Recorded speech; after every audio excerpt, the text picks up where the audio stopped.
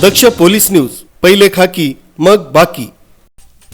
ठाणे जिल्ह्यातील बदलापूर इथं घडलेल्या घटनेच्या वार्तांकनासाठी गेलेल्या दैनिक सकाळच्या महिला पत्रकारावर बदलापूरचे माजी नगराध्यक्ष वामन म्हात्रे यांनी अत्यंत अश्लील भाषा वापरल्यानं महाराष्ट्रातील पत्रकार संघटनांमध्ये संतापाची लाट उसळली।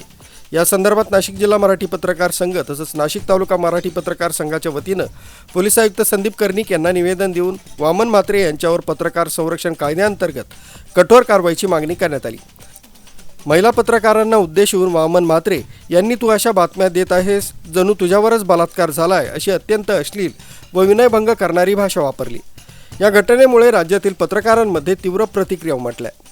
पत्रकार हल्ला विरोधी कायद्याच्या कलमांतर्गत वामन म्हात्रे यांच्यावर विनयभंग व पत्रकारास धमकी दिल्याबद्दल गुन्हा दाखल करावा अशी ठाम मागणी पत्रकार संघटनांनी केली।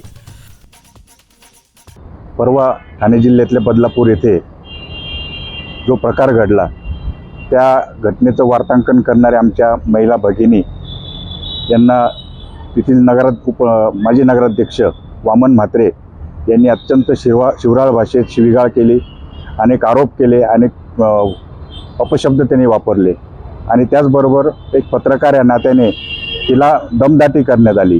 आम्ही या घटनेचा नाशिक जिल्हा मराठी पत्रकार संघाच्या वतीने तीव्र निषेध व्यक्त करत आहोत। आत्ताच आम्ही नाशिकचे पोलीस आयुक्त संदीप कर्णिक साहेब यांना भेटलो आणि त्या संदर्भात निवेदन दिले आणि अशी मागणी करण्यात आली आहे की ज्यांनी महिला पत्रकारावर अत्यंत घाणेरडे आरोप केले, दमबाजी केली, त्यांच्या विरोधामध्ये पत्रकार संरक्षण कायद्याअंतर्गत गुन्हा दाखल करावा आणि जास्तीत जास्त कडक शिक्षा जी कायद्याने होती त्यांच्यावर करावी अशी आम्ही मागणी करत आहोत।